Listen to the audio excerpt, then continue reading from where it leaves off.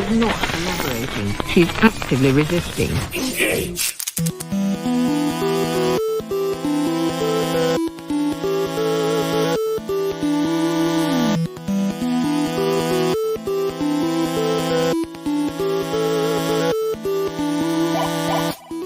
Citizens of Earth, gird your loins and open your minds. You have now willfully submitted to the Party for Prosperity and Supervillainy.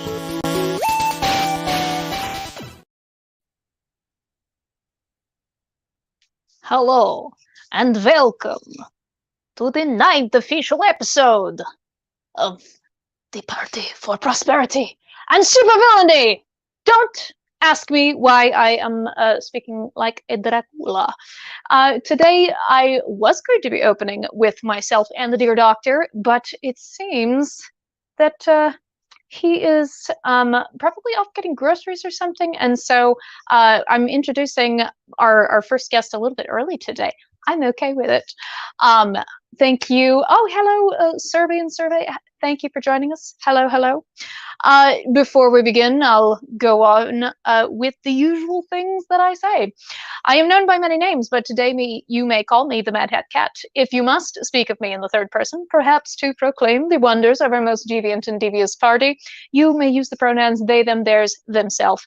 And now, in lieu of introducing my dear doctor, I would like to introduce to you my sweet scarlet rose in a field of daisies, Queen of Webs. Hello. Oh, hi. Thank you so much for joining me today. I'm really happy to have you on. Yeah, happy to be here. Go ahead. Well, y'all probably don't know me from my Magic the Gathering podcast. Link in the description. MTG Study Hall. It is a subset of one of the bigger, it's a Universes, which is a different card game channel, mostly TCG University, but they do a bunch of other card game stuff, and we're like their Magic channel. So. Well, I've gotten to watch that a few times, and even though I don't play Magic the Gathering myself, I am familiar with it in a general sense, but I've never really had the opportunity to get into it. It's still a really fun time to watch and hear all of you speak very passionately. Everyone who knows me knows that that is my big thing. I love to watch people who are passionate about just about anything, as long as it's not like the not fun kind of destructive, because there's the fun kind of destructiveness that we like here on the Party for Prosperity and Supervillainy, and then there's like, but no, actually that's bad. That actually hurts, and we don't like that. It doesn't hurt in the fun way. I am gonna check really quick because I see messages popping up. Okay, yes. The doctor says that he has gotten wrapped up in music. Apparently, he has many new synths to be playing with right now. So we will devise a punishment for him later. What say you? Let's do it. And I see he's at the very least joining up in the comments section. I can see you there. So get your butt in the room. It's very rude of you. I was not able to get our little episode title card video ready for today, although I hope everyone enjoyed like the new shortened cut of incoming message that I posted a couple weeks ago, but kind of a altered version that was under 200 megabytes so that StreamYard would accept it as something I could upload. Hopefully you enjoyed it. But, oh God, just lost my train of thought. It's gone. It's gone. I'll get back. I'll jump back on the track. But I hope you enjoyed that. Even though I didn't get the episode title card up today, what are we talking about today? The general topic is the pros and cons of individualism, which is a word with many meanings, but and we'll talk a little bit about kind of the various definitions of the word, but in particular, we are speaking of it in the like capital I individualism sense, stemming from the Enlightenment period and carrying forward into our dear old capitalist West. And there will be many points in therein that we will go hither and thither over. Later on, we will also have a second guest be joining us in about a half hour, I believe. But before we jump into everything, all right, Dave says that he needs a link. I gave a link, Dave, but I'll send it to you again because I'm a kind soul. I may be a villain, but I am a merciful villain. Copy once again. All right, let's see if he can make it in there. And then perhaps between the three of us, after he has a chance to introduce himself for anyone who is here for the first time, who has not been joining us for the past couple of months, he may introduce himself. And before I do hear him knocking at the door just now, but before I let him in, my dear Queen, is there anything... I suppose you mentioned the YouTube channel that you are sometimes on, but is there anything else that you would like to include about yourself, or would you prefer to remain behind a shroud of mystery? I will allow my opinions and can't think of the word, but I will allow my presence to speak for itself. Very good, very good. All right, well, in that case, I will open the door and allow him in. That's right, put down your phone, I see you! And at the stream. Good afternoon. Good afternoon, thank you for joining us. Don't worry, I'm teasing about you getting wrapped up with stuff. I have nothing else to say. We'll plan your punishment later.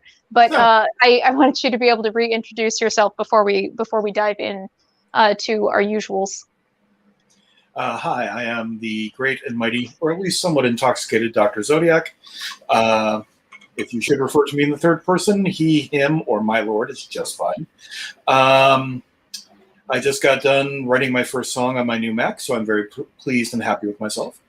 And it better be a good one. If it is, I might forgive you for your tardiness. Well, it's in a chat group that we belong to, so you can give it a listen. Oh, good, you did upload it. Fantastic. Yep. By the way, all of this is, of course, terribly ironic because it is usually me who is running perpetually at least 10 minutes late for a number of reasons, and so I'm clearly just trying to milk this for as much as I can. We decided to vary the programming a little bit. Now it's my turn to be late. You also missed the new opening. I might just go and send it to you later so that you can watch it. I had to shorten it so that it was under 200 megabytes. Well, now that we have everyone here, I would love it if we could do the usual thing that we do to get ourselves in the proper mindset before we begin any kind of discussion, be it a prosperity episode or a popcorn episode. I also added kind of a differentiation, which is now a word, down in the description below to tell folks the difference between prosperity episodes and popcorn episodes. But differences though they may have, we always like to start with a reading from the Party Manifesto so that we can put ourselves in the proper mindset before we begin whatever discussion it is that we're having, to remind us to, if we're speaking about other human beings, they're other human beings. And we should try to treat them with kindness, if at all possible. It's not always possible, but whenever possible. And remind ourselves that we are fallible human beings, and that throughout our discussion, we would like to not turn into the monsters that we aspire to take down. Mostly. I think, who did I have beginning? I think I had Lily beginning. I had Dave beginning. I think Dave's beginning.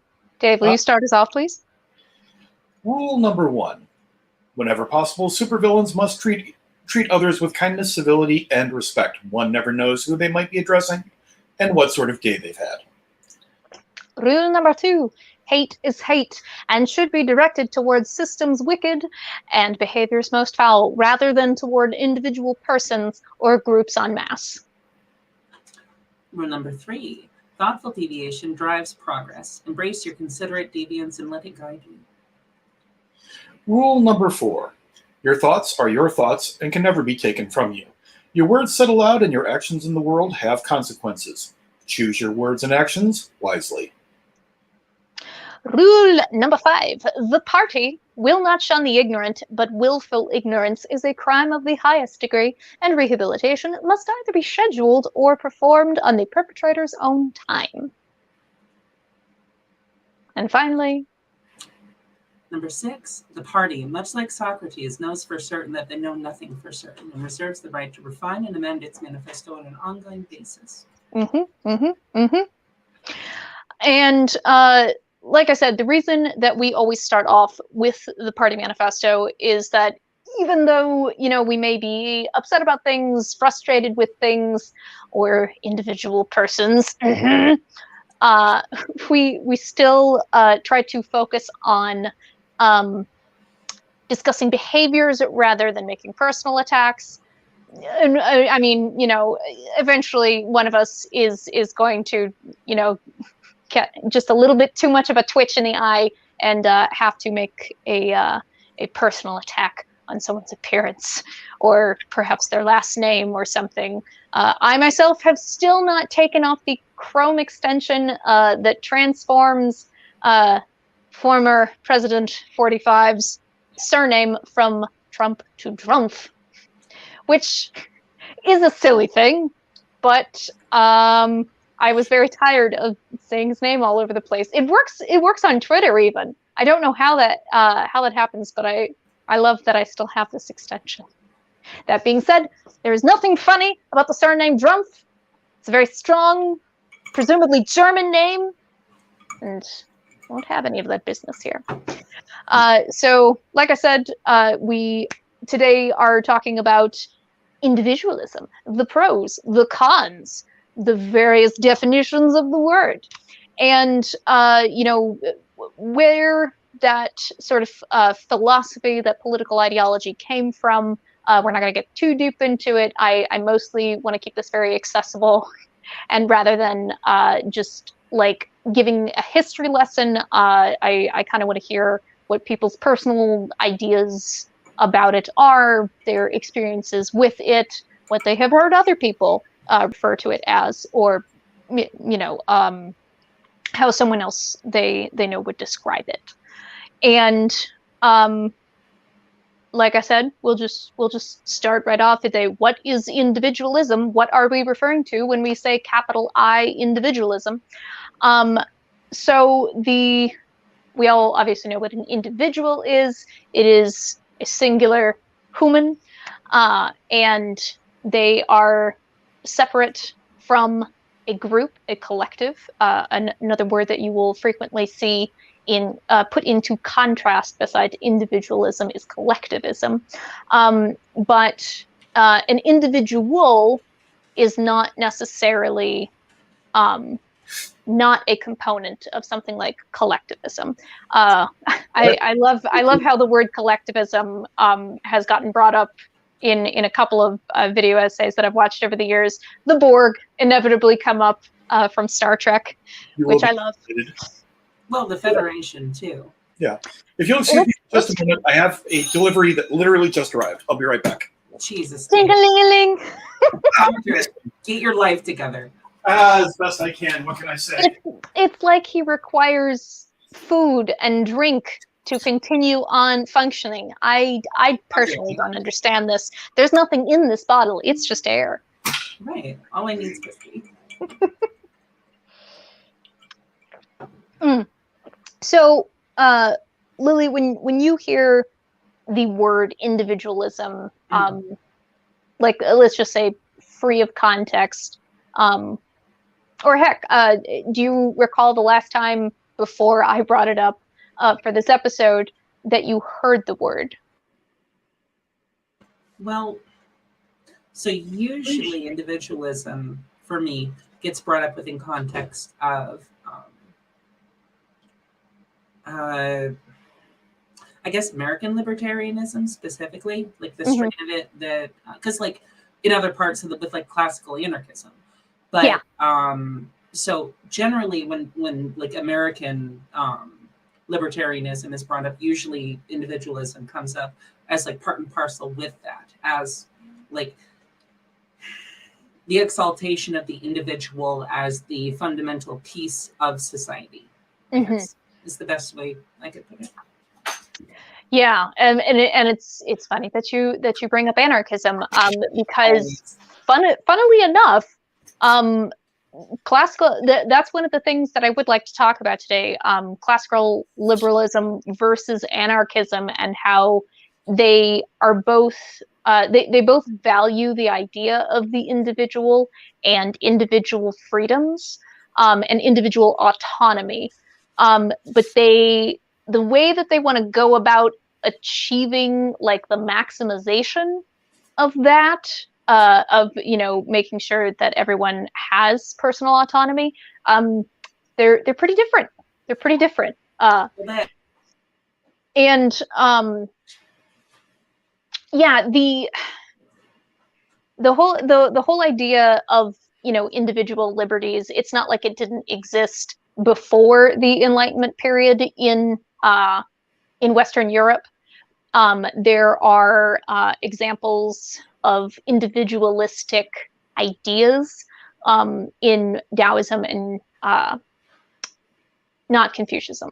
Confucianism, I think, is a little bit more heavy on the collectivism side. It's pretty heavy on that. Yeah. But it would make sense, I think, that Taoism, which tends to be like, the middle path, where you would want to balance personal autonomy with kind of a collective good, and I mean it's always been kind of my thinking that it's just like anything else. I need a t-shirt that says destroy the binary, even though I would probably never wear it outside my house, because I don't think most people would get what I'm going at, because like I don't want them to look at that and say, no, you're one of those trans people that wants to destroy gender. And I'm like, no, gender's cool. I think your gender's awesome. I think your gender's awesome. I like my gender.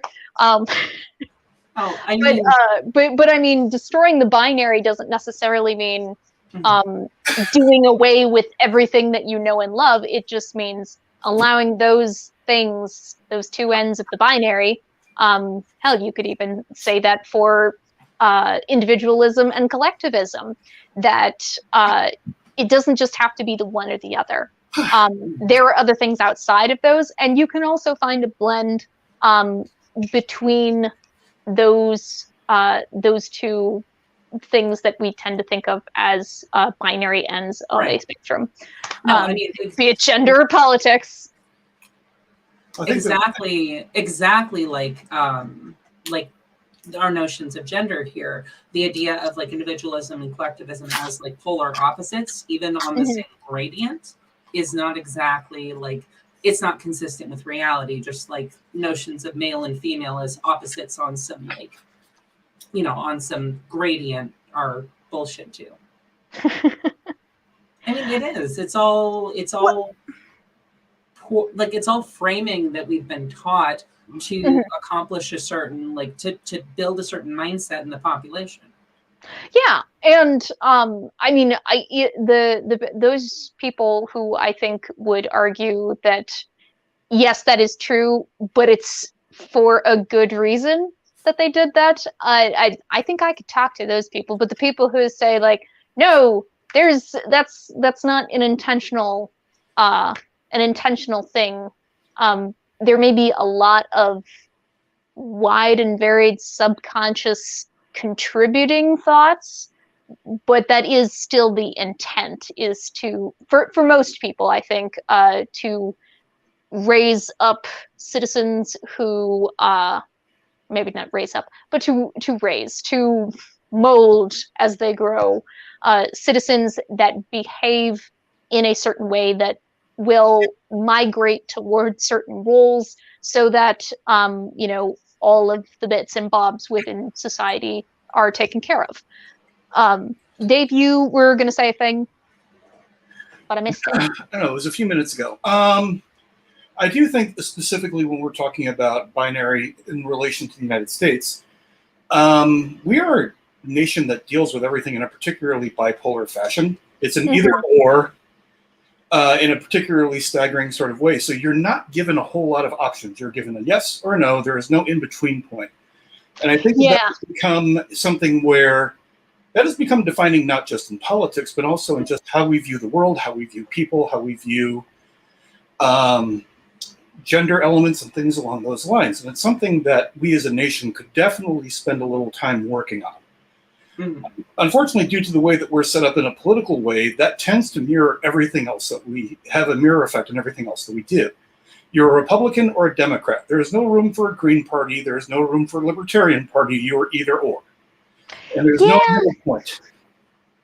Well, and then unfortunately, what I think happens when folks are so driven into binaries like that, the people who do identify very much with a libertarian philosophy or with an anarcho philosophy, they feel so pushed to the edge, so exiled to the fringe, that is what they become, and they don't want to work with the dominating binary anymore. And I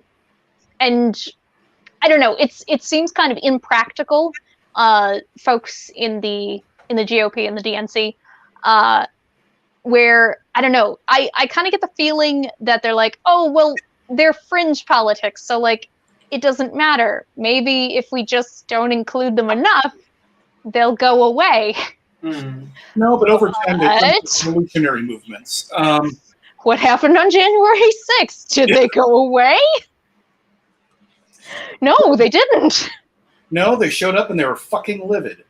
And to be perfectly honest, if there is an awful lot, and speaking of individualism, there is an awful lot of anger that is going through our country for a lot of particularly valid reasons. People are legitimately economically afraid on a whole lot of levels. They are socially afraid. There's changes in the process, and people always find change to be particularly difficult.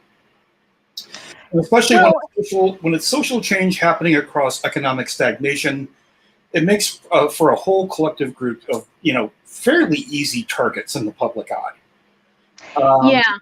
And it's unfortunate that I don't know, we don't seem to be very equipped as a culture to process things well. Like we don't process change. We process like what we've always known. And I mean, I suppose you could say that like for the whole history of humanity.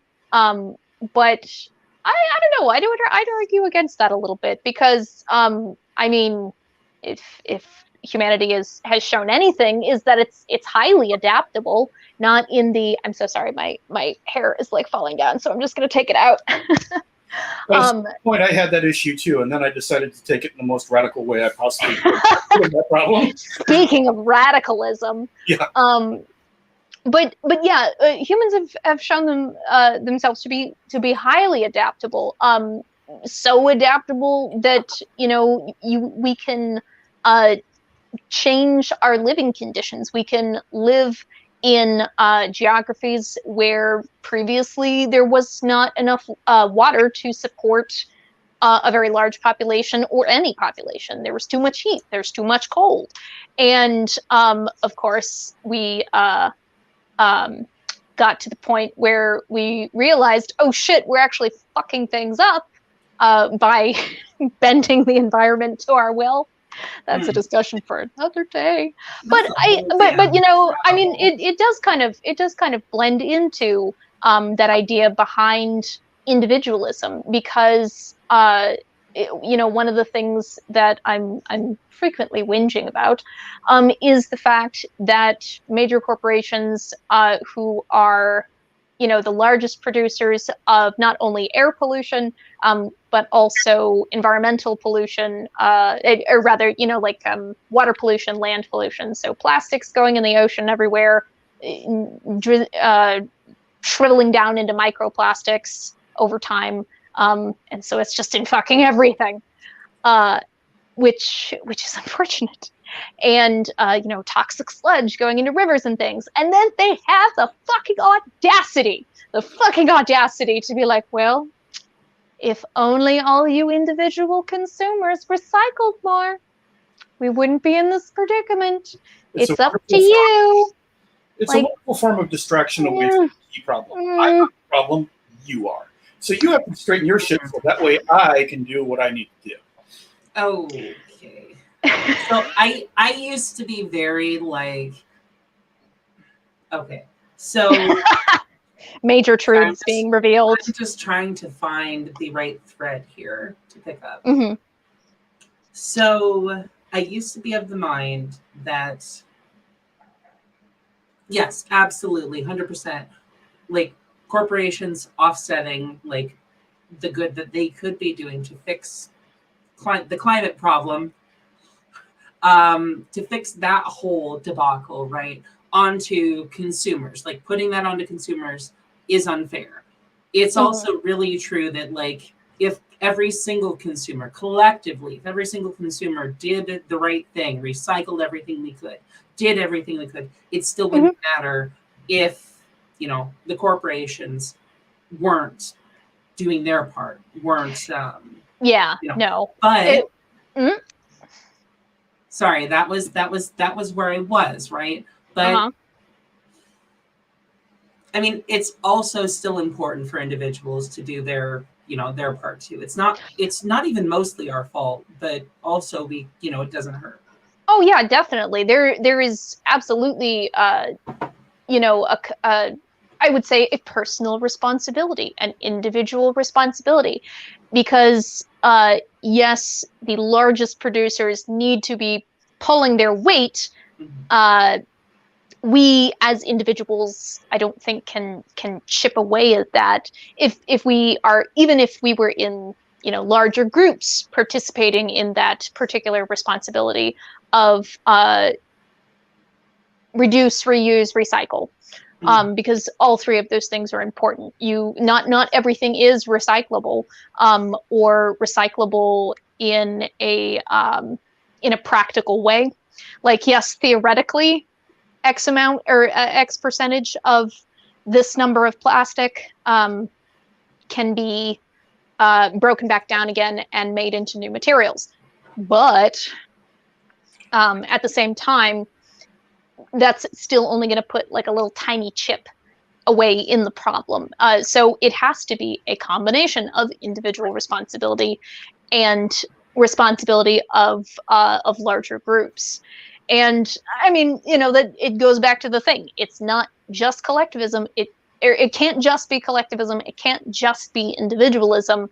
Practically speaking, like almost anything, you know, whether it is a business venture or an artistic venture, any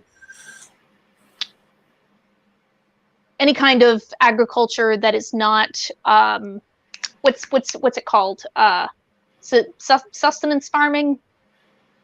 What am I thinking of? Subsistence farming. Subsistence farming. Thank you. Because subsistence farming is basically just raising enough food to feed you and the people who live on your land, right? I believe that's the general idea. But unless we go back to that, which I don't see us doing anytime soon, unless we are forced to from you know, not backlash, from the result of an impending nuclear apocalypse or whatever it happens to be. Maybe there's a mad cult leader who has planted weapons of mass destruction in every major city. I always have to at least once per episode reference the movie we just watched for Us Three Blokes. This time it was Kaboom, and but the title of the film is Kaboom. Just Kaboom, like the onomatopoeia for an explosion. Kaboom. Oh. Cool. Just wanted to clarify. Yeah. And I know that I think, and I'm definitely guilty of this, of kind of falling into that sense of like peril and guilt, personal responsibility, or guilty from the perspective of I have shirked my personal responsibility as far as reduce, reuse, recycle goes, because, you know, I do try, but if, like, let's give a really mundane example. Something has gone bad in the fridge, and it is like so nasty that it would be cruel of me to try and dispose of the stuff because I have another person living in my house, and I should have taken care of that when it wasn't so fucking gross. And sometimes, just for my own personal sanity, I have to make for me the very hard decision of it's not going to be worth the time and the grief. You're going to hurt yourself poring over this, so you just have to throw it away. And I hate when I have to do that. I try to do it as little as possible, try to do it not at all, but again, but I think, you know, it makes sense that we would be susceptible to that kind of corporatized guilt, because that's what we were raised in. You know, not only are we individuals and we have our own needs and wants and desires and preferences for things, but we are also responsible for everything that we do in all of our situation. There is no relation to where you were born, to whomst you were born, what kind of school you got sent to, because you chose it. You chose it when you were 5 years old. You chose what school to go to, you punk. I see. I hear someone else at the dungeon lair door. So let me just let in our second guest for today. Sometime bloke, sometime villain, all-time grey screener, Lord Starhawk. Add to stream. Hello. Greetings. Welcome to the Madhouse. Thank you. Have Good to all be four here. people in the room. I'm Nice so to see everybody. excited. I have an opening comment prepared. Oh no. Oh, do you now? Yeah. Please Yeah. share.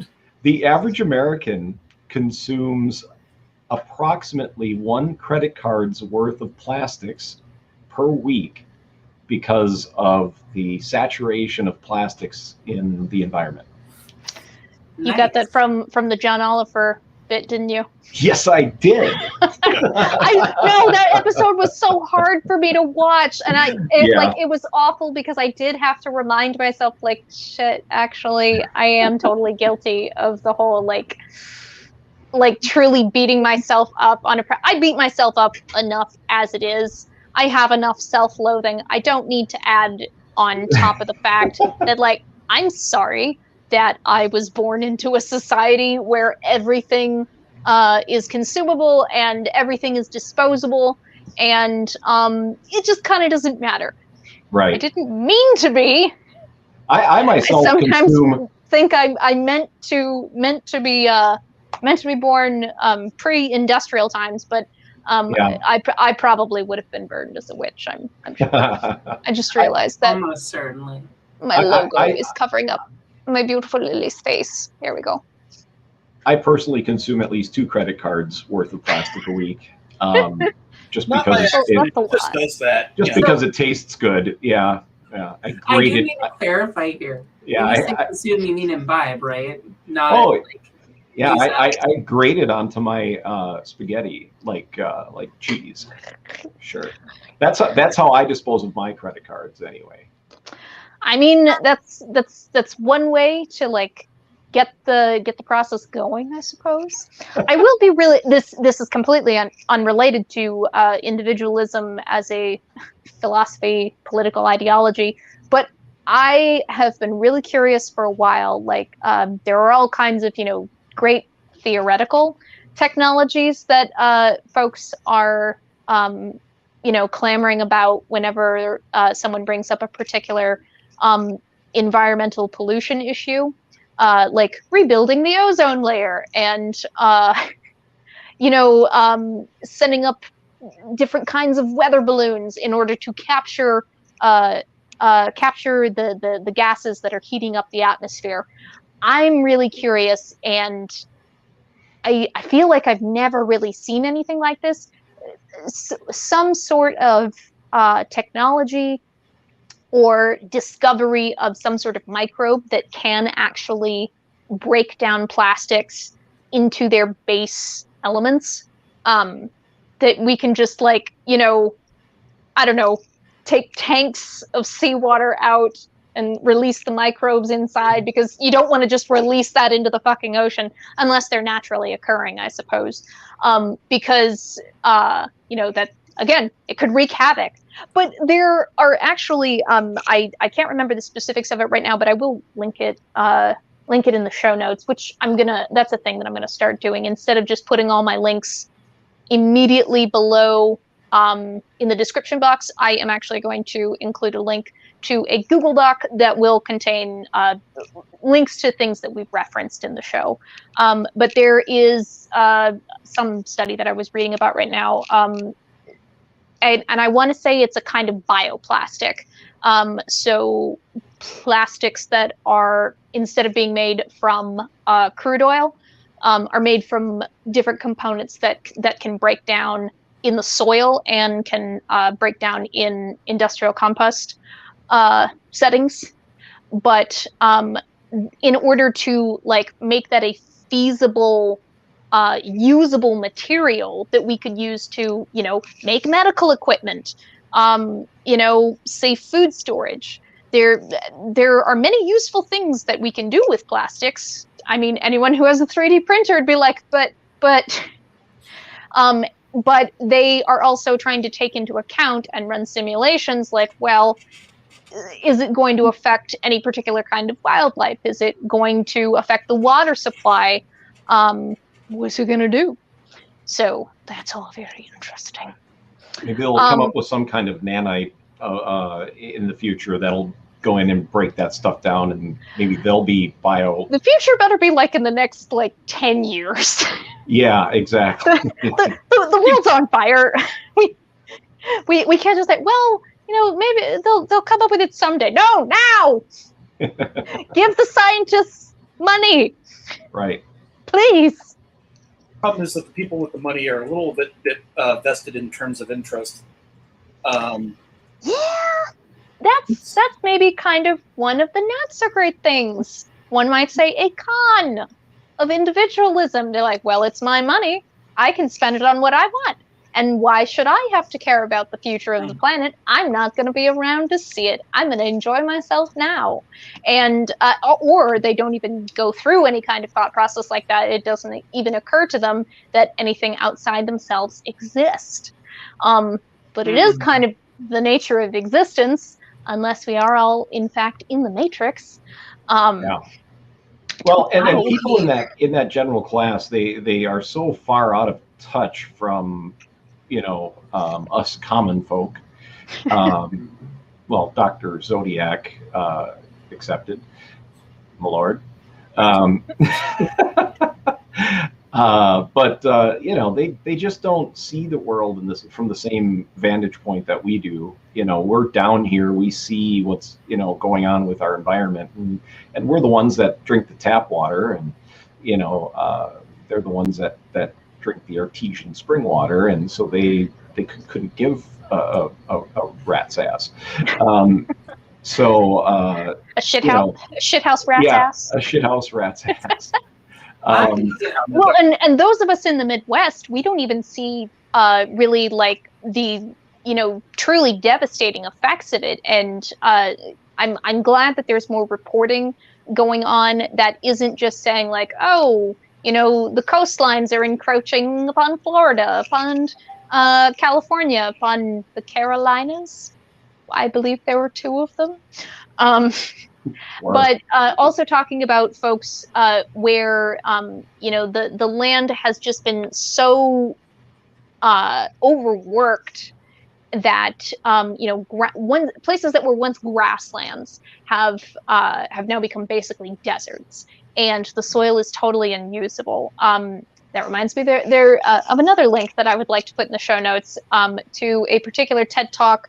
There is a scientist who is working with a team that are working to restore grasslands to their original habitat, and using the animals that would typically inhabit that place to kind of help, revitalize the soil to get things to grow again. It's pretty cool. Like it's not enough. None of these one things on their own, none of these individual things are going to be the thing that solves the climate crisis, solves the plastics throughout every biosystem ever crisis, but it will be many, many things all coming together. Well, it's kind of the. Oh, I'm sorry. Go ahead, Will. So before we get too far away from it, I think it's a little. I think it might be giving folks a little too much benefit of the doubt to ascribe the attitude of the super rich to just not really being tuned into the experiences of everybody else. Ultimately, what it comes down to is the people in the positions to fix this are also insulated from the consequences of climate catastrophe by their money. It's not that they don't know. It's just that there's a critical lack of give a fuck because they have money to outlast it. Basically, yeah. And I don't want to be too charitable by ascribing that to ignorance or lack of perspective. I mean, there is willing ignorance is a thing, certainly. Yeah. And there's a malice to it. Yeah, I think in some cases there are people in general don't like being told what to do, especially those of us who have grown up in cultures where the individual is considered, you were saying, Lily, earlier, kind of like the base component of society, but not just that. Some will go so far as even to say the individual liberty is like the highest moral point. I'd like to read more about that particular point of view because I don't get it. And I want to understand so that I can nudge you into another room. Just you don't even have to go in the room. Just open the door. Just open the door, take a look around, and see what all is going over here with the anarchists and the socialists and the anarcho-socialists, because they are not always the same thing. Just stand in the doorway, listen to some of the conversations, see if any of them perk your interest. Maybe that one over there will buy you a drink. They look open-minded, and they might not necessarily judge you for being pampered and born with a silver spoon in your mouth. Oh, sorry, that was a very, very long. I am one to do that. I call it me going on an extended metaphor, but it's more like a hypothetical scenario. There were no voices this time around, though. There was just hypothetical situations. I didn't play multiple characters this time. But we do. I understand completely. Well, the next thing, just to kind of move us along, although we do have about 45-ish minutes left to go, I wanted to talk a little bit about when folks who are, say, a little bit more on the political left, or at the very least sure that conservatism is not for them,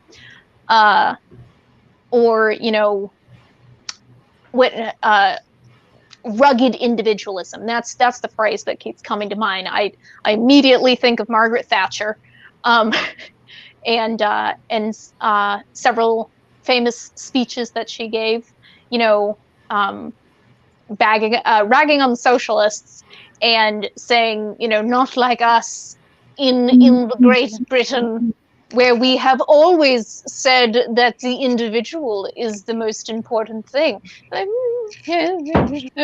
So there's this idea that if you adopt collectivist social practices or society-wide rules, rules that are designed to benefit kind of the greater good, like a collective good, that suddenly individuality, individual autonomy goes away.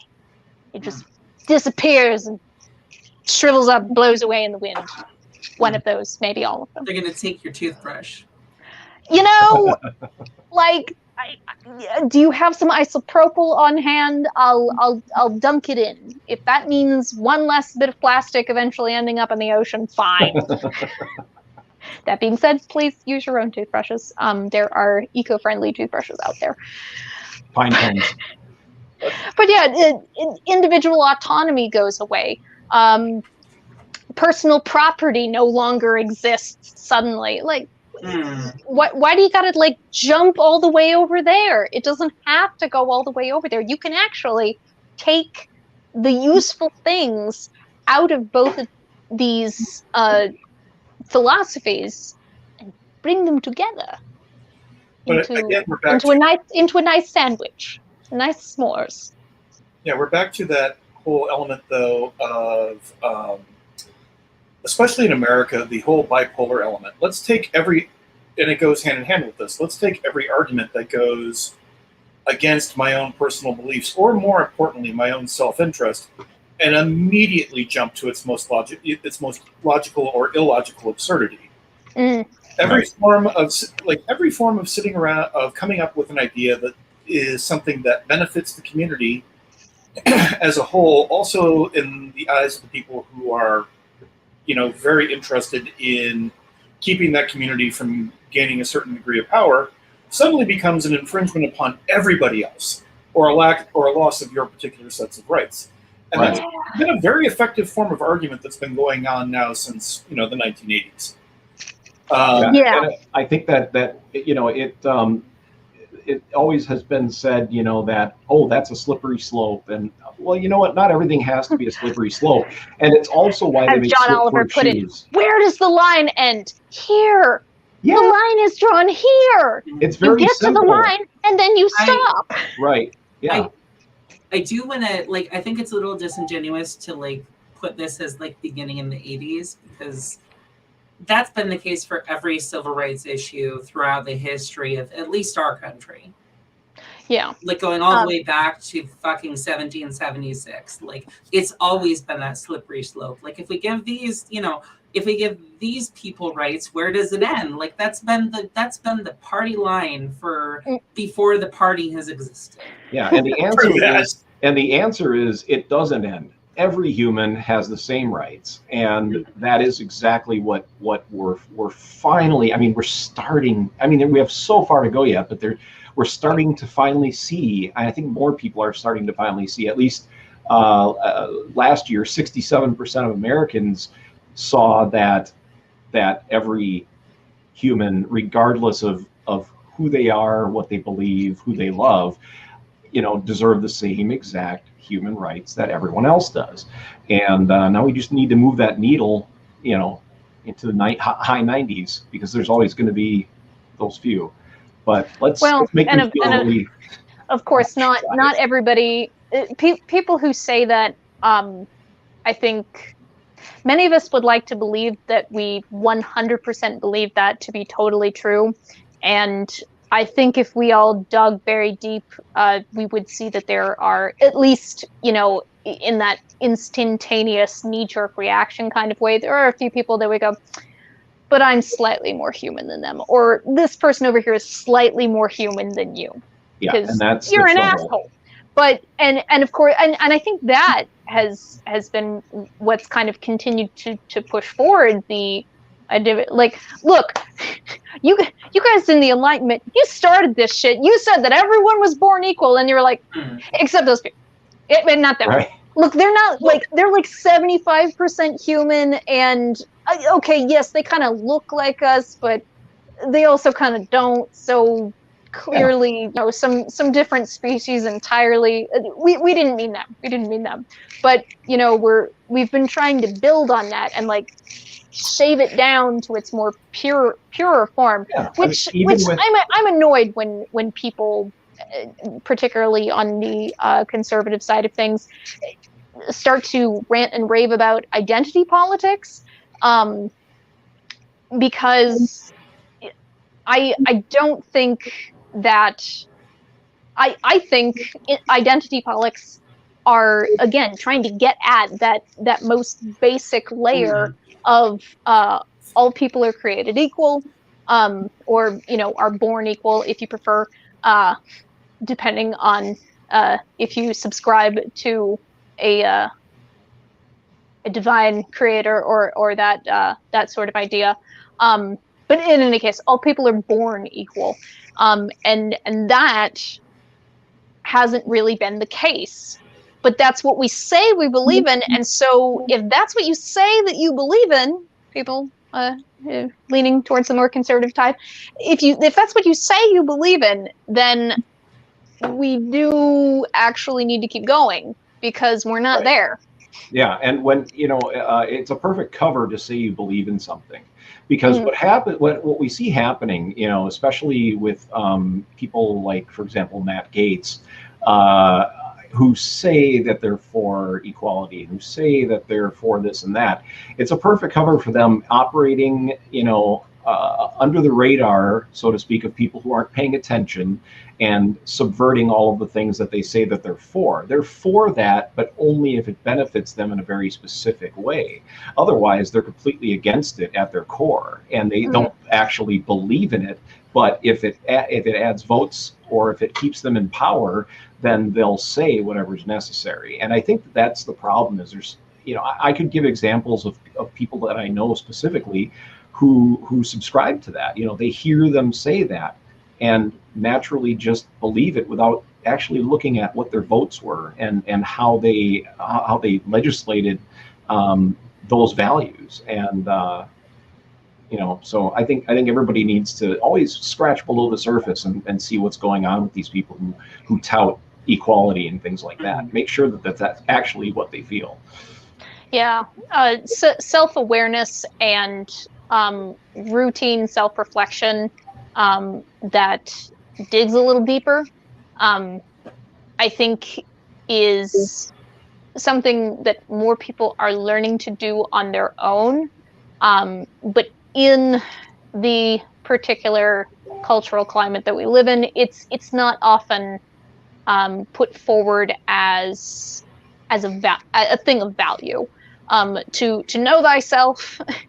And to know thyself well, and that includes, you know, your admirable qualities and thoughts, and that includes your less than savory thoughts, and you know, that again, it comes down to action. I think a little bit more than what you personally in your head believe. Action matters just a little bit more, because it involves other people. If there were people who, you know, in their heart of hearts, believed that this or that people born with this or that particular trait need to just fuck off into the ocean and never be seen or heard from again, but they treat those people respectfully. They you know, don't allow their personal feelings to interfere with you know, any decisions that they might have. Although I think you could probably say that there's no. You have to be aware of your biases. You can't act completely without bias. It's humanly impossible. But yeah, you can try. I'd like to find some examples of that, because I think it's usually the exact opposite that we see. we normally see the exact opposite. I can't think of anybody. I mean, you go to work, say, you don't get along with one of your coworkers. Well, to be professional, you get along with them, you treat them with civility, and you go home at the end of the night and curse them out on the way home while banging your hands on the steering wheel. But you don't let it affect. Pretty much just summed up my whole week. Go ahead. I'm so sorry, Dave. Yeah, it's just a matter of self. You brought up an interesting point that sparked my thought. Kat, is that self-awareness is key. If you yourself are one of those people who is trying very hard to be a better person or are a good person to begin with, and you say, I believe in this, I believe in this, I believe in equality, but then you find yourself doing things that aren't compatible with that, that's time to stop, and say, what am I doing? Am I actually, living, am I walking the walk, or am I just spouting out a lot of stuff that I think people will like to hear me say? So self-awareness comes into play, and be true to who you are. If you're a raging lunatic, racist bigot, then, maybe it's better people know that. And so, don't sacrifice, who you are on the inside for other people. Act the way you feel, because then people like us and probably most of our viewers can avoid you. I was going to say, the vast majority of people, I think, are operating from the perspective that, they're a good person, or they might not even think of it in terms of like good and bad kind of thing, because again, those darn binaries. But most people live the way they live because they think that that's how they should. Right. Very few people ever do anything to be evil, which is a funny thing for a supervillain to say. It's all relative. Evil for its own sake. I'm just saying, it's a thing. Throw it in, give it a try. I want to keep bouncing off that, and then I do want to bring up another aspect of the like political ideology that is individualism, and this is something I came across while I was putting together our show doc, the idea of competitive individualism, and this definition is taken from the Oxford English Dictionary. It is a sociological concept, the view that achievement and non-achievement should depend on merit. Effort and ability are regarded as prerequisites of success. Competition is seen as an acceptable means of distributing limited resources and rewards. And that sounds an awful lot like the espousments of diehard fans of capitalism, no? It's all interrelated. Yeah. Your classical economics. Yeah, I mean, it reminds me of, the people waiting in line. Lily? Oh, sorry, go ahead. Oh, Ayn Rand, objectivism. That was exactly where I was going to. Ideology. I was going to say, it just kind of reminds me of the people waiting in line at Walmart on the day after Thanksgiving, and it's the ones who can get back to electronics who are going to get the deals. So if you are in any way physically handicapped or don't know where electronics is at Walmart, you have a disadvantage, and so it's kind of like that. That's the first thing I thought of with it. You can see how it literally invades every aspect. Well, and it's hard for me to see how these two concepts, the idea of valuing individual autonomy, I don't understand how you can reconcile that with this idea of competition in the way that it's normally referred to when you're speaking about individualism, speaking about capitalist economics, because there's limited resources, limited rewards.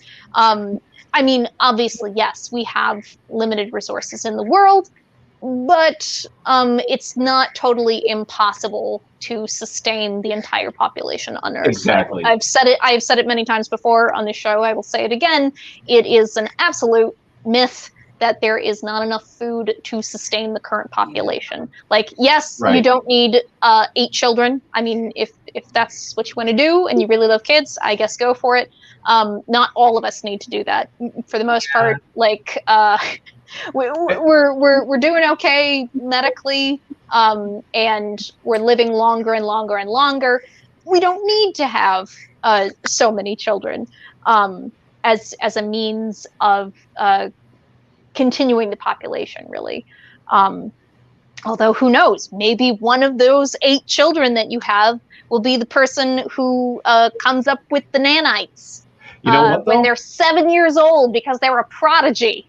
You know what, though? I kind of like to think that the universe has a little bit more in store for us, in that if that 8th child isn't born, it'll assign that task to another individual out there that or not assign, but it more of, they'll say they'll take care of it. I don't need to take care of it. It'll come, someone else will pick up that mantle. Yep. and move forward, to where we need to be, because the universe always wants everything to go in the direction it's supposed to.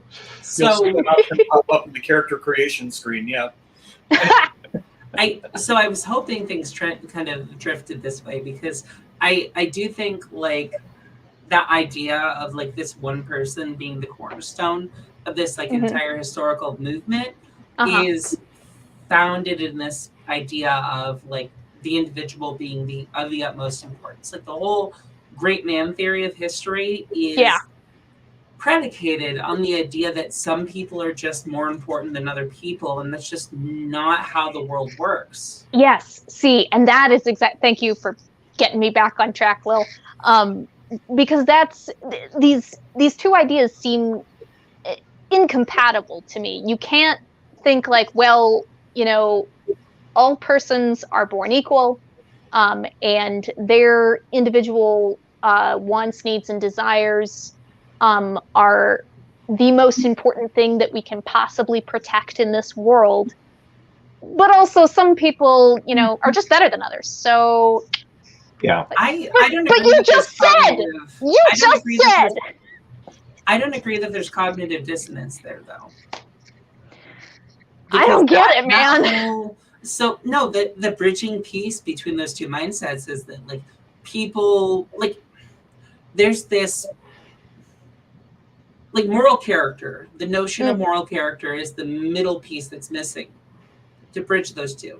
Like, there's this idea that these people that are successful, that are, they weren't born better. Like, and again, I don't believe this personally, just to be clear here.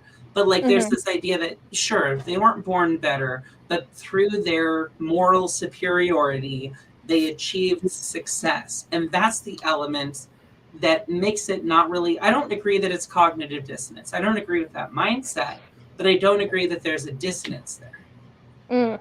I think that the element, the funny part for me is that you sit there, and I'm not saying you, but we as a society will sit there and credit a degree of moral superiority to people, especially as we go back further in our history, who are basically involved in genocide. And the idea that that they were clearing the space out for people who deserved it more than they did.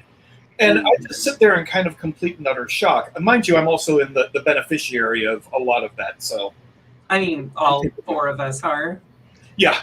But the notion of that sort of moral superiority is basically kind of like a salve to the very idea that what you did was what someone did was rooted in a act that was heinous, but it was moral due to the way that we view those people around us who are not nearly as important individuals as we are. And I think that assigning that level of importance to, that's where it's kind of ironic in that it is both the individual, because that person is more superior because they are part of this group and a collective. Yeah. It just kind of ties in that way, and where one is basically used to support the other, or the argument basically becomes circular. I think that using the term more important and things like that is wrong. I think that the assignment of I didn't know it was wrong. responsibility, the assignment of responsibility is a little bit more of an in tune. So, you have people like, let's say, the leader of a country, that person's, their morality of their importance isn't here nor there. They're not more important than, the kid that was just born, but they have a different responsibility level that they've inherited through whatever they've done to get to that position.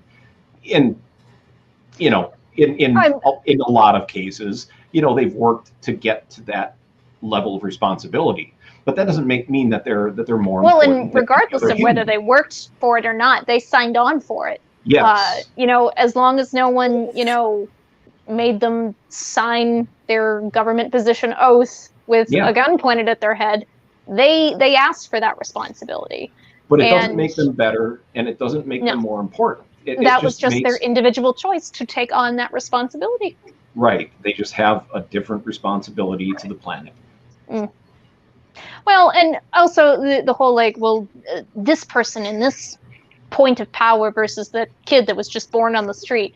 I mean, the universe is chaos. The person that let's just go invented peanut butter. That could have been anybody, but it just happened to be Carver, Washington Carver. Yeah. I thought it was that peanut guy, Mr. Peanut. Look, it's going to be a couple hours, but I'll be by in a few hours. I'll knock on your lair's door. Be prepared for a punch to the arm. This one though, and Dave, your punishment for getting lost in your synths is to drive me, because I get sleepy on long drives, which means more than 15-20 minutes. That's a lot of effort to punch me in the arm. It better be good. Yeah, but if something's worth doing, it's worth overdoing. Okay, yeah, I understand that. Just an excuse to take Kat to the safe house and be like, okay. Oh, okay. Yeah, double. Yeah. Perfect. We've got about 20 minutes before we start to wrap it up. We talked a little bit about the whole idea of competition and whether some are more deserving or others. This is another thing that is kind of circling a lot in my brain recently, the idea of biological predestiny. And I feel like I could kind of apply that idea to this competitive individualism as well, because some people just happen to be more talented, some people just happen to be smarter, and people don't necessarily just happen to be smarter. They may have had the mental capacity to receive and to process and to use knowledge, but it didn't just happen. But again, I think it goes back to that biological predestiny kind of thing, where you were born into it, and it because it's biology, it's an indisputable fact. Therefore, if you try to argue against it, well, you're just a ding dong, aren't you? Because why would you be arguing with biological facts? This person is just clearly superior because of their bone structure, or because of the size of their skull, or the shape of their brow. It all comes back to the skulls. I think though that one of the things to keep in mind is that when we sit around and we talk about a form of equality for individuals. All right, here's where I kind of trip into a phrase that could sound like George Orwell talking in Animal Farm. But there is kind of a point to it. The idea that all of us have a, concept of possibility within us, but not all of us are going to be equal in the exact same sort of way. I am never, ever going to be able to break the world record in the 100-yard dash. I have, on the other hand, won multiple medals in judo competitions. Two different forms of human composition in terms of physical ability. You know, it's the capacity to be able to sit there and give people the opportunity to find the thing that they are going to be good at, and that's where, to me, there is this notion of capitalistic individualism where you can succeed no matter what is put up ahead of you. Yeah, well, guess what? If you have a fuckload of capital to be able to spend the time to find out what it is that you can do better than most, you are miles ahead of everybody else in that game. Well, no, go ahead. So one of the problems with that, where capitalism gets its fingers in, basically, is this again, tying back to objectivism a little bit here, is this idea that the only deviation from the norm that is acceptable in a society is that which can be exploited or captured or turned into something She knows profitable. exactly where my brain is going. I love it. Please keep going. Yeah, I'm just fan squealing. That's all. So there's this idea that okay, well, you're an artist. Well, are you any good? Is the first question that we, the thing doesn't have to be profitable or exceptional to be worth doing. And that's where that idea of competition, that even the notion of competition is not really in line with how we adapted as a species. There is practically some competition, practically speaking. I was going to say it's a practical thing. Yeah. But we succeed or fail as a collective. That's been the case since we were in the fucking trees. We evolved to be social. It wasn't. It was a random trait that was the one that bumped us up a little bit and gave us the opportunities, which is another thing that I get back to. No, not even humans as a species. And this, I don't really like the idea of a divine creator, because I think it's a little arrogant to well, we were just designed to be better than everything else, so that's why we're the rulers of the world. Well, when you talk, because no, it was more than likely just random factors that came together to our benefit, and here we are today arguing about it. Sure. And when you're talking, thanks, random mutations. When you're talking food chain, obviously the human race is sitting at the top of the food chain on the earth. We no longer have to run away from predators. We no longer have to forage for food, technically speaking. Competition is not part of our evolution. We're at the point now where we're bad at it. Where soft, capitalism, flabby, no claws. Yeah, capitalism, and the competition that it brings, it's unnecessary at this point. Like Kat pointed out earlier, there are, it's a complete fallacy that there are not enough resources on this planet to take care of every individual, not just food. It's the amount of resources for clothing and housing and things like that. It's all here. I mean, come on. It's obvious it's all here. And people that believe that there are those shortcomings are burying their heads in the sand and not paying attention to what's actually happening in this country, but in the whole world. And if we just were able to eliminate that stuff, life would just, we'd be talking Star Trek Utopia here. TNG. TNG. Exactly. I just want it so much. Get that Malthusian bullshit out of here. There's enough to go around. Both of you, both Lily and Star, kind of bumped into this a little bit. Nope. The thought is gone. Carry on without me. It's not here either. I'll keep an eye on it. What Because Lily- it was literally just there. Go ahead.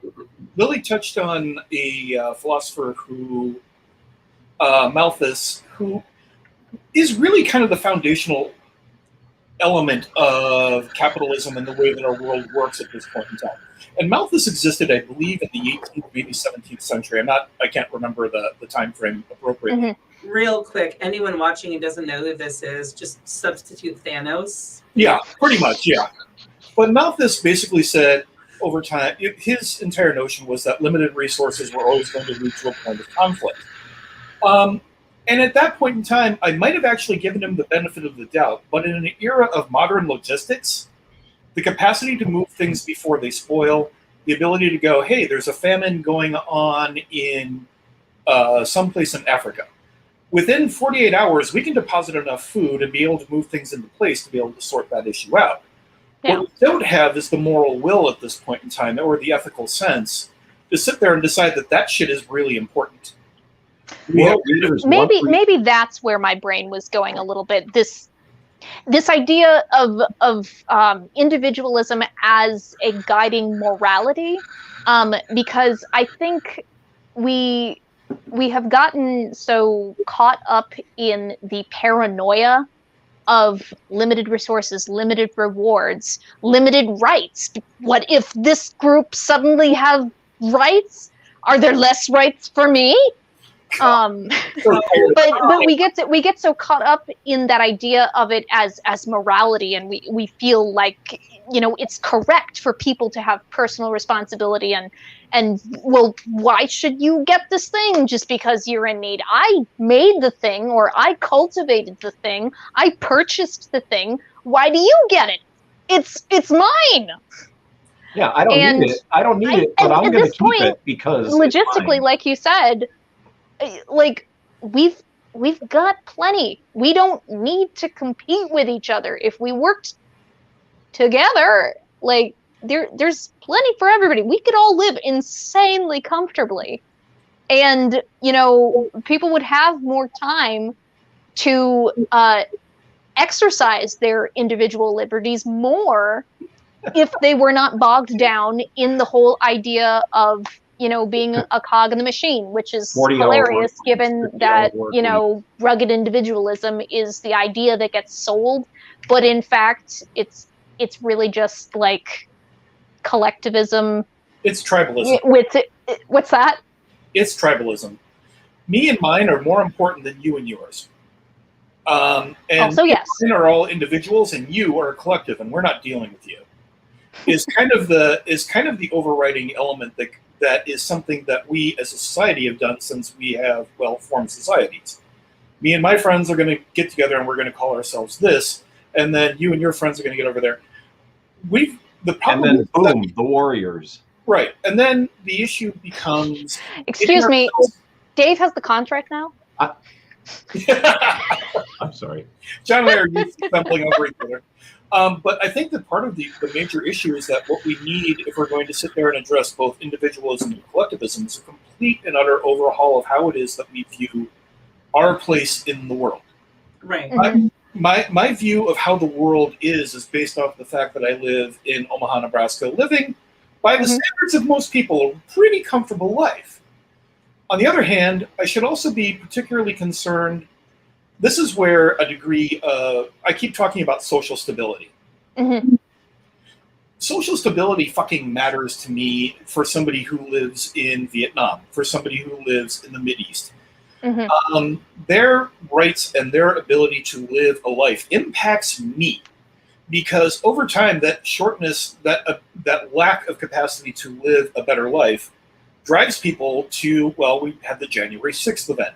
We have terrorist groups. We have various other people who are willing to sit there and go, my life is fucked up and you are responsible.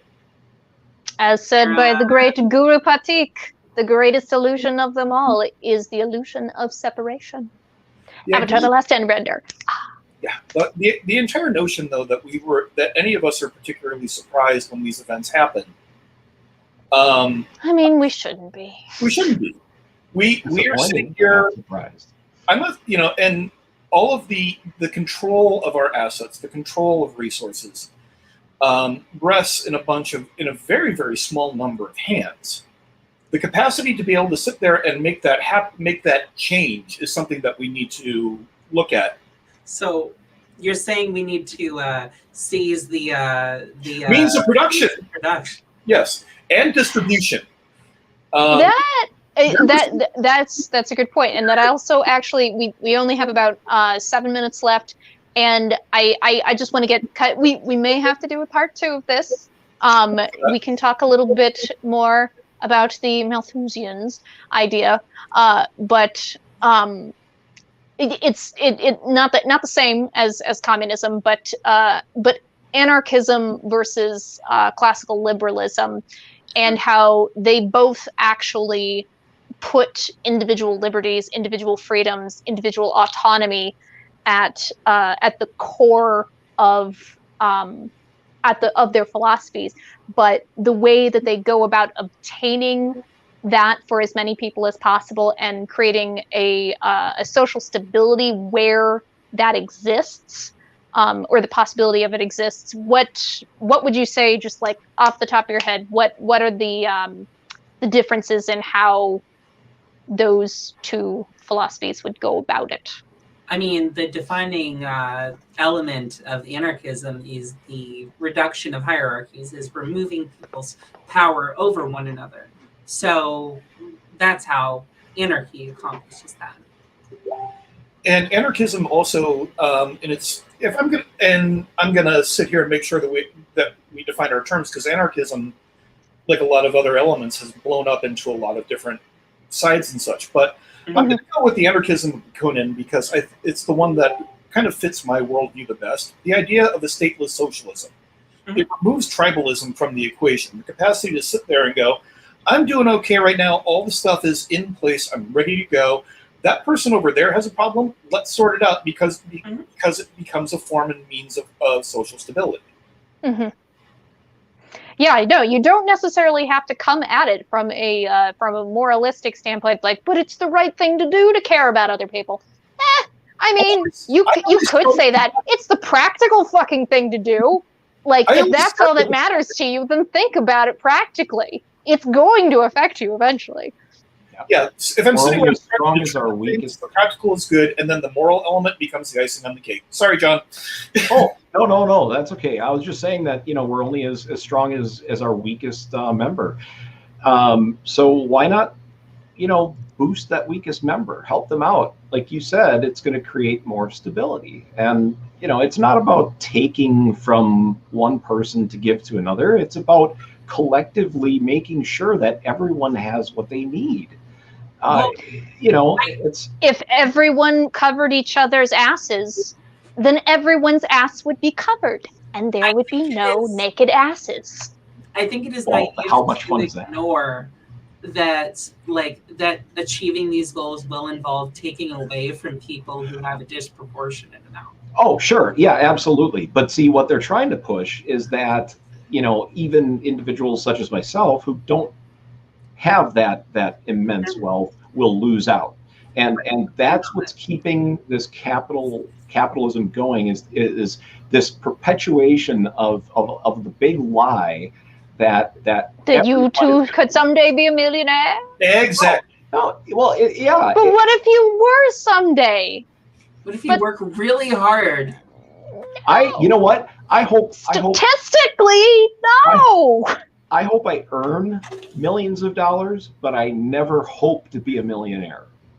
Because if I'm doing it right, I'll never have that kind of wealth accumulated. And other people will benefit from what I've been able to achieve through whatever, push-ups I've had, If it happens, it happens, and great. Well, I don't need millions and millions of dollars. Maybe that guy needs 10,000. Maybe that guy needs 10,000. Come on. Yeah, pretty much. I think we lost again. Okay, I think I'm back. I was hearing voices for a minute there. It was just coming up. Yeah. I think my Wi-Fi died. Oh. So I just switched to And of course now my notes are gone. Damn it! Oh no! In any case, I mean, you are absolutely getting at the thing. I think what the last thing I heard was I hope. Oh, I hope to earn yeah. millions of dollars, but I hope to never actually be a millionaire, because if I'm doing it right, I'll never accumulate that wealth. Right. Well, and again, like if you have all that money in one place, it's not doing anything. So again, it's impractical. I don't appreciate that. Capital is only good if you can use it for stuff.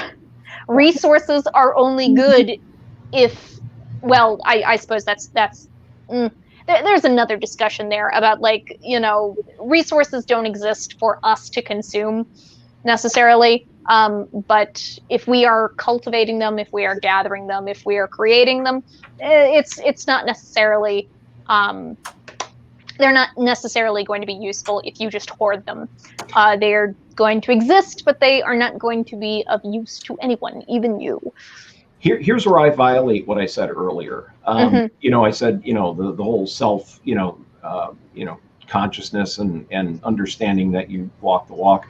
I'm a tabletop gamer, so I personally have thousands and thousands of unpainted miniatures that I will never ever give up because they're mine, and I need them. You are allowed to have personal property under the anarchical semi-government of the Party for Prosperity and Supervillainy. You are absolutely, in fact, millions of tiny painted figurines for all. Unpainted. Excuse me. And therein lies my modus operandi of supervillainy, is hoarding miniatures.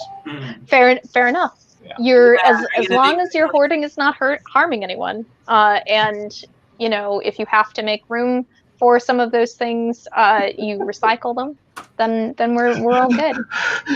No, what he's gonna do is he's gonna like blow up into giant monsters, Rita Repulsa style. There we go. I mean, at that point, we might as well just, you know, make King of Tokyo like a life-size board game instead of just a tabletop board game. King of Tokyo is excellent, by the way. I'm going to play that tomorrow, by the way. Yay! What were you saying, Lily? Because it came out, there's a difference between personal property and private property. And yes. Personal property. You want to tell me the difference? I feel less bad. Private property are things that you own that aren't really like logistically something you should be able to own, like land or a building or like this particular like machine that produces this thing, like that. Whereas like personal property are things that you could like possess and explain to somebody, like. The way I like to think about it, if you could explain it to somebody like, you know, 20,000 years ago that this is yours, then it's probably like personal property and not private property. Okay. Does it was something that John said. John was bringing up, you know, thinking about it. I think it was riffing off of me saying, like, you don't need to think about a collective striving for the protection of individuality and the individual, because that can be a collectivist act. You were saying we are only as strong as our weakest link.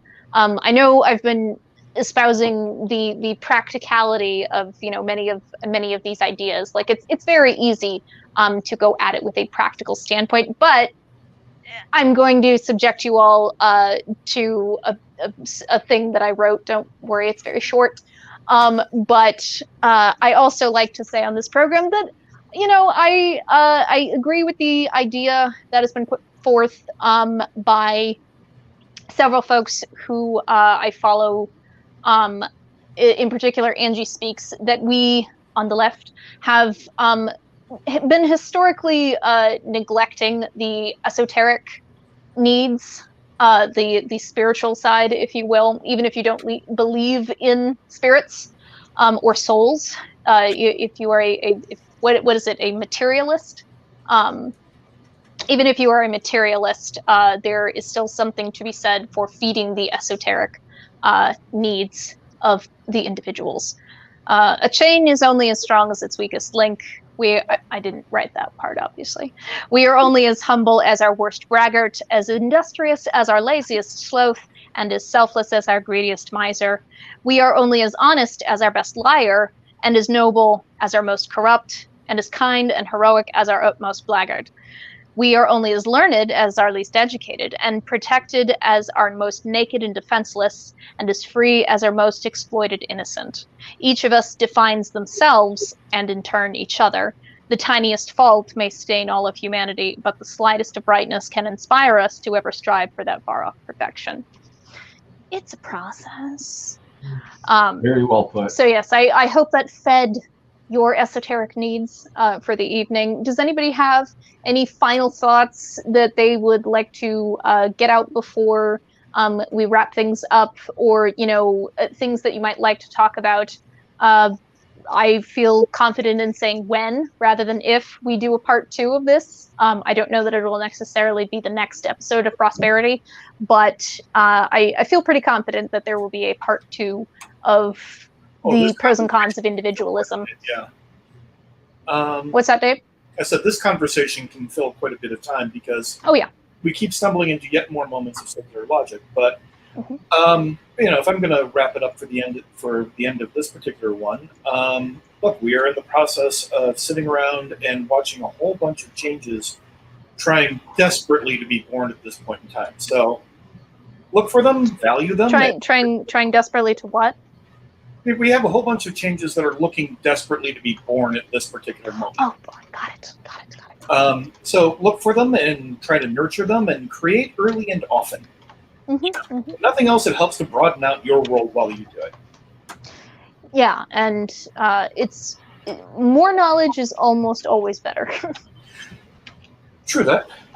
You might not necessarily utilize it for anything practical, but creating new neural connections in your brain, typically speaking, is a practically useful way to go about existing.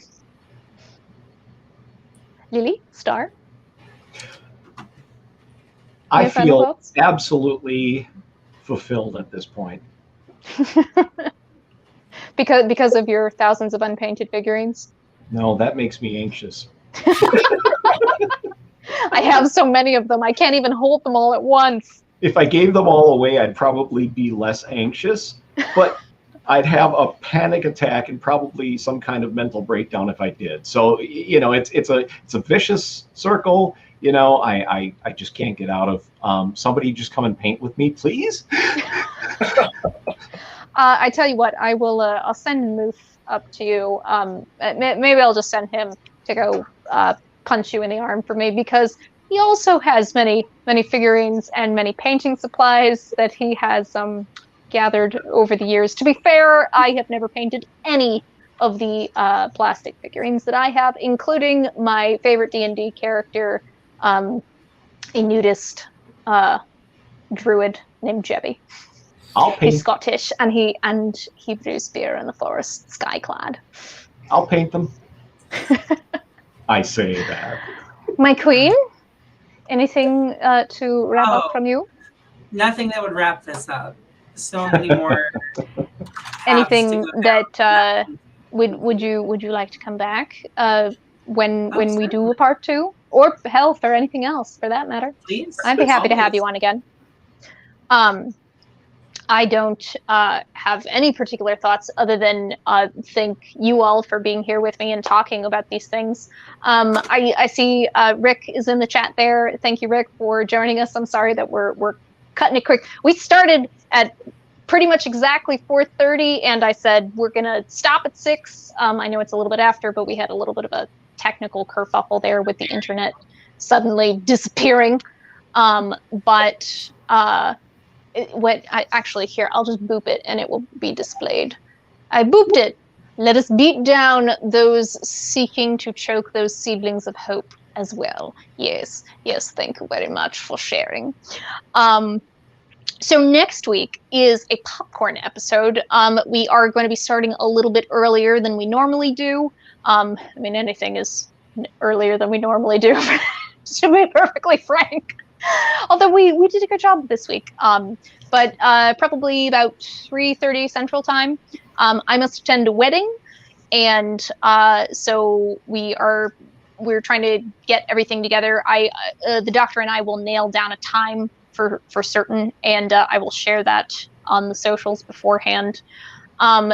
In this popcorn episode, we will be poring over the history of lolcats, or LOL cats, if you want to call it that, and also the villains to whomst we would pledge our allegiance to. Or that there's 2 twos in there. Not only is whomst not a word, I put in too many twos. It was just flexible. And the villains to whomst we would pledge our allegiance, whether as a nameless expendable minion or a sexy second in command. We will also be playing a game I just made up today called Good Form, Bad Form. And you'll just have to join us next week to find out what the fuck that all is about. But for now, lots to do, lots of plans to plot. And I still need to go gather up my tools of architectural evil so that I may plot my plans. Thank you, everyone, again for joining here today. That goes for the folks in my, I suppose, with all of us together here. The layout, we can't see my little stage dressing background, but being in this metaphorical room with me, I really appreciate you and your thoughts and your sharing and your speaking to each other and to me. And I appreciate everyone who joined us in the chat. And sorry about the technical kerfuffle there with the internet dying. Curse you, cocks! Han, I do see you there. I appreciate you jumping in at the last minute, and even if just to say hi. Hello. Everyone, please have a wonderful weekend and a wonderful week. I thank you so much for spending time with us. Please remember that you are a beautiful, unique snowflake, and that if you've been hanging out in toxic clouds, no one's going to want to invite you to be part of their really cool ice fort down the street, okay? So it's fine, you know, the good parts of individualism and collectivism, and bring them together so that we can create an avalanche of awesome. This weekend, please be sure, or next week, whenever you have the time, please take the time to do something purely for the joy of it. And even if it's just for 10 minutes, and then take another 10 minutes later on to do absolutely nothing. Because you are more than what you produce. You have value outside of the things that you do, the things that you say, the thoughts that you think. I love you all a lot.